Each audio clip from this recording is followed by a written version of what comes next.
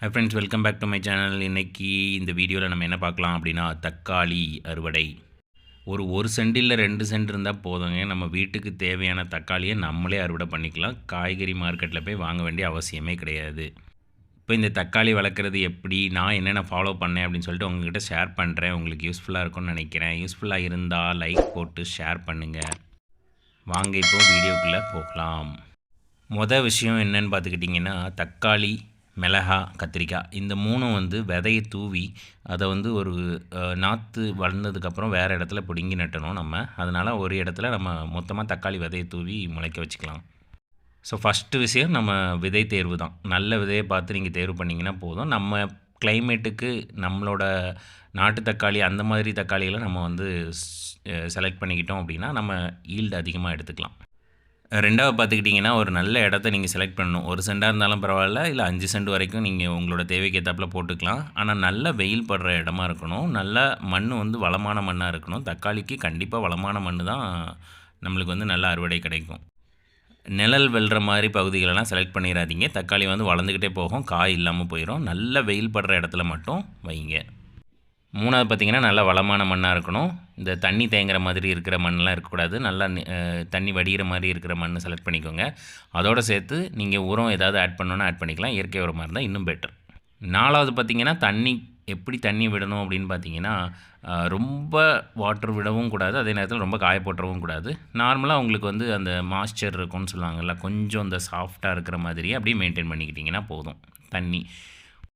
ஏன்னா தக்காளியில் காயெலாம் வர ஆரம்பித்ததுக்கப்புறம் பார்த்திங்கன்னா, சில தக்காளி கீழே விழுந்துடும். ஸோ அந்த டைமில் நீங்கள் தண்ணி அதிகமாக கொடுத்தீங்க அப்படின்னா அந்த படுற இடத்துலலாம் கொஞ்சம் அழுக ஆரம்பிச்சிடும். ஸோ தக்காளியில் ஒரு 4 இலை 5 இலை விட்டதுக்கப்புறமா அதை ரீப்ளான்ட் பண்ணுறோம். அதாவது அந்த நிலத்தில் நான் எடுத்து ஊனி வைக்கிறேன். இந்த ஊனும்போது ஒரு சின்ன ஒரு ஸ்டெப் நீங்கள் ஃபாலோ பண்ணணும். ஆக்சுவலாக என்னென்னா, இந்த தக்காளியில் தண்டு பகுதியிலலாம் கொஞ்சம் வேர் வரும். அதனால் எவ்வளோ ஆழமாக நட்டுறீங்களோ அவ்வளோ நல்லது. மேட்டால் நட்டினீங்கன்னா சீக்கிரமாக அந்த செடி சாஞ்சிரும். நீங்கள் அதுக்கு ஊண்டுகோல் கொடுக்குற மாதிரி இருக்கும். ஸோ 5வது விஷயம் அதுதான். நீங்கள் ப்ராப்பராக நட்டணும், அதுக்கு சப்போர்ட் கொடுக்கணும். செடி கீழே விழாமல் பார்த்துக்கணும்.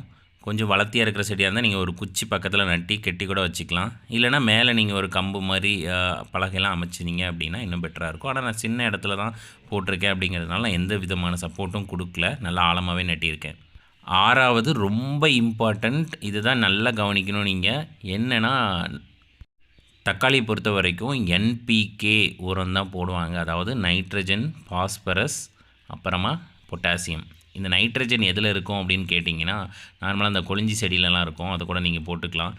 பாஸ்பரஸ் பார்த்திங்கன்னா, இந்த மீனோட தலை இல்லைனா நம்ம மீன் கழுவின தண்ணி இந்த மாதிரி இதெல்லாம் நம்ம ஊற்றினோம் அப்படின்னா தக்காளிக்கு அந்த பாஸ்பரஸ் கிடச்சிரும்.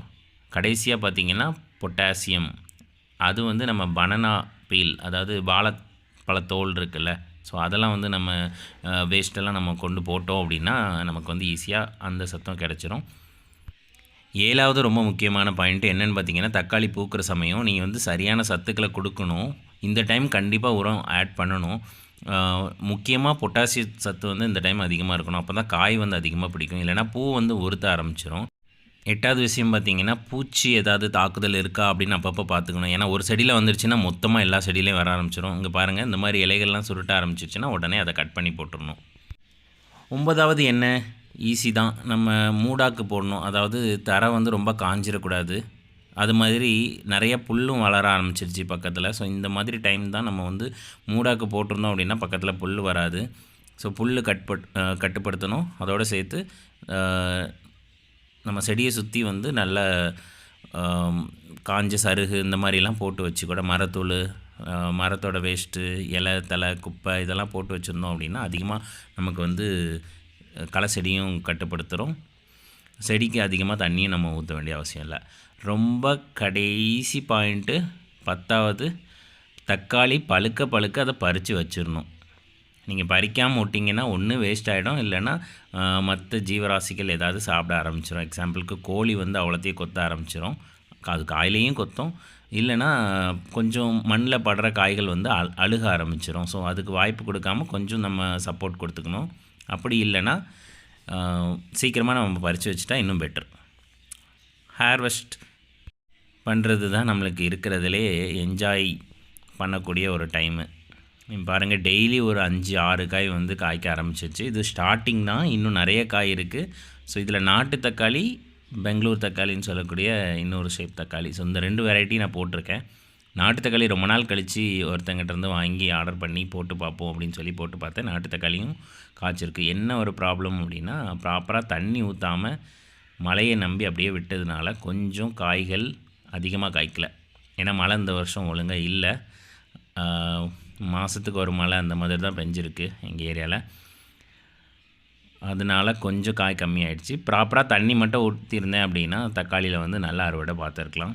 இனிமேல் நான் வந்து மேனுவலாக தண்ணியை தெளித்து தான் நான் பார்க்கணும். ஸோ இதுக்கப்புறம் வரக்கூடிய காய்கள் கொஞ்சம் பெருசாக வரும்னு நம்புகிறேன். உங்களுக்கு இந்த வீடியோ பிடிச்சிருந்ததுன்னா சப்ஸ்கிரைப் பண்ணுங்கள், லைக் பண்ணுங்கள், கமெண்ட் பண்ணுங்கள், உங்களோட ஃப்ரெண்ட்ஸுக்கு ஷேர் பண்ணுங்கள். தேங்க்யூ.